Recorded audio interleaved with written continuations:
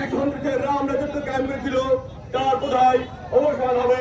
কিন্তু আমরা লক্ষ্য করছি এই অঞ্চলে আওয়ামী লীগের সন্ত্রাসীরা বারবার সংগঠিত হওয়ার চেষ্টা করছে। তারা আরঙ্গটার থানাঞ্চলে বিক্ষোভ করছে, এমনকি আমাদের নেতা কর্মীদের উপর হামলা করছে। এর সুযোগটা পেয়েছে একমাত্র প্রশাসনের নির্বিকার, এবং আমি মনে করি এই আরঙ্গটা পুলিশ প্রশাসন অত্যন্ত নির্বিকার এবং এটি অযোগ্য প্রশাসন। আপনারা দেখেছেন একের পর এক বিভিন্ন ঘটনা ঘটে যাচ্ছে, তারা কোনো পদক্ষেপ নিচ্ছে না।